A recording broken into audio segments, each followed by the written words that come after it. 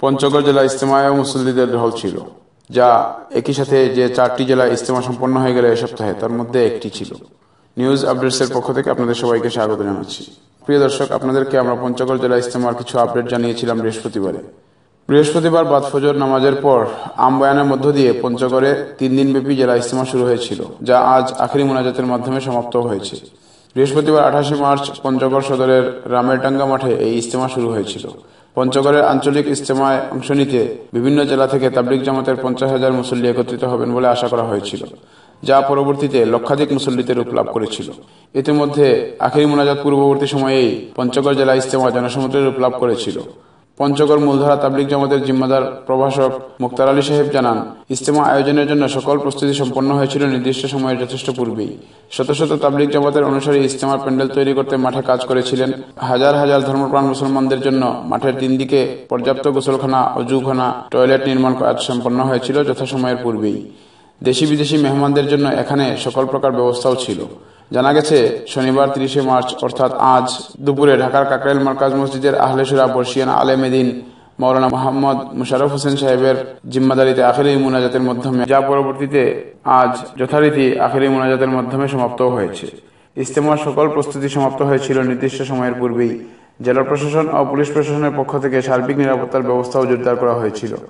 আলহামদুলিল্লাহ, কোন ধরনের অপ্রীতিকর পরিবেশ সৃষ্টি ব্যতি রেখেই নির্ধারিত সময়ে ইজতেমা কার্যক্রম শুরু হয়েছে এবং নির্ধারিত সময়ের মধ্যেই ইজতেমা কার্যক্রম সমাপ্ত হয়েছে। পঞ্চগড় পুলিশ সুপার মোহাম্মদ গিয়াসউদ্দিন আহমেদ আমাদেরকে জানান, ইজতেমা আয়োজনের জন্য আমরা অনুমতি দিয়েছি। ইজতেমা সফলভাবে সম্পন্ন করতে পর্যাপ্ত আইন শৃঙ্খলা রক্ষাকারী বাহিনী মোতায়েন করা হয়েছে। আলহামদুলিল্লাহ, এখন পর্যন্ত কোন ধরনের অপ্রীতিকর পরিস্থিতি সৃষ্টি হওয়া ব্যতি রেখেই ইজতেমা কার্যক্রম সম্পন্ন হয়েছে। গতকাল শুক্রবার জুমার নামাজে আশেপাশের সড়কগুলোতে মুসল্লিদের নামাজ পড়তেও দেখা যায়। জুমার নামাজে জেলা প্রশাসক, এসপি, স্থানীয় জনপ্রতিনিধিগণ ও ব্যাপক সংখ্যক আলেমে দ্বীন জুমার নামাজে অংশগ্রহণ করেন। দাওয়াতের কাজ চলমান রাখতে জেলাভিত্তিক ইজতেমার আয়োজন করা হচ্ছে। ইজতেমায় জেলার সকল উপজেলার সাথীরা ছাড়াও দেশি বিদেশি হাজারো মুসল্লির সমাগম হয়েছে বলে জানান ইজতেমার মুরব্বীরা।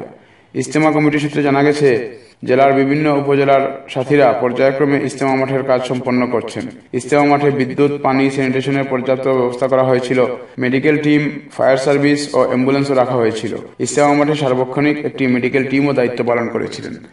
সর্বোপরি মূলধারা দাওয়াত তাবলীগের মেহনতের সাথীদের আয়োজিত এ সপ্তাহের 4টি জেলা ইজতেমাই সুচারুরূপে সম্পন্ন হয়েছে বলে মহান আল্লাহ তাআলার নিকট শুকরিয়া জ্ঞাপন করেছেন মূলধারার সাথীরা। প্রিয় দর্শক, পঞ্চগড় জেলা ইজতেমা বিষয়ে আপনাদের সুচিন্তিত মন্তব্য জানিয়ে আমাদেরকে কমেন্ট করতে ভুলবেন না অবশ্যই। পাশাপাশি এই গুরুত্বপূর্ণ নিউজটি অন্যের নিকট পৌঁছে দিয়ে আমাদের সাথেই থাকুন।